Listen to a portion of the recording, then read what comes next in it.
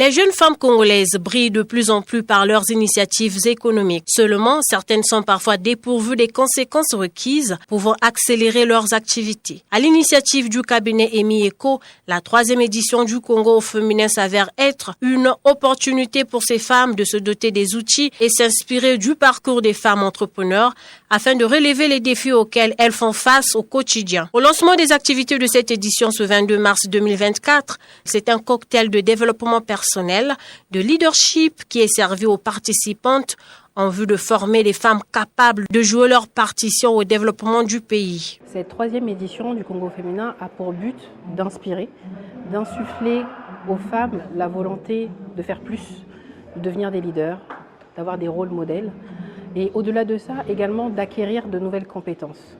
C'est pour ça que pour cette édition, il y a une journée de formation pour acquérir de nouvelles compétences, acquérir des connaissances, rencontrer des experts.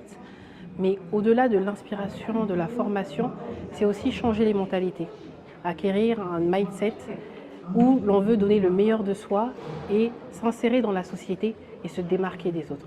Au niveau des thématiques, j'ai pensé au leadership au féminin parce que je sais que c'est important, lorsqu'on veut se positionner dans la société, c'est important de développer son leadership, se démarquer des autres et maîtriser des compétences. La femme ne doit pas juste être motivée ou inspirée par des femmes, mais elle doit passer à l'action.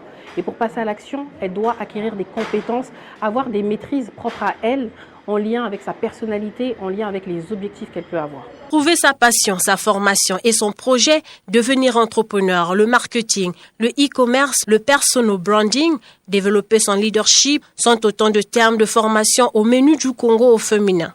Les organisateurs ont misé sur l'expérience et l'expertise de certaines figures qui se distinguent dans l'entrepreneuriat pour inspirer celles qui aspirent se lancer ou ont du mal à décoller. Il s'agit par exemple de Gisela Van, qui est l'invitée d'honneur. Mon histoire n'est pas très différente peut-être de celle des femmes qui sont ici. Moi, j'ai commencé mon entreprise Zouri en 2016 en tant que hobby. Encore une fois, j'ai commencé aussi d'une façon informelle.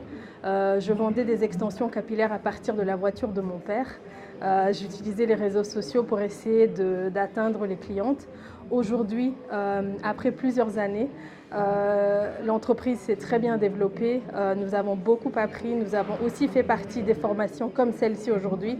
Et notre entreprise compte plus de 20 000 clientes aujourd'hui, en majorité en Afrique. Donc j'espère vraiment que d'autres femmes pourront savoir que impossible n'est pas féminin. J'ai partagé à ces femmes un moyen pour pouvoir parvenir à une indépendance financière, c'est-à-dire de vendre en ligne, parce qu'aujourd'hui la femme, comme on dit, elle est appelée à pouvoir gérer un foyer, à pouvoir gérer ses enfants.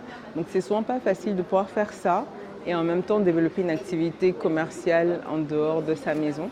Et aujourd'hui le commerce en ligne, donc le e-commerce comme on dit, vendre sur les réseaux sociaux, sur internet de façon globale, permettent à la femme d'être tranquillement chez elle et de pouvoir vendre en déléguant par exemple la livraison de ses produits à une société de livraison.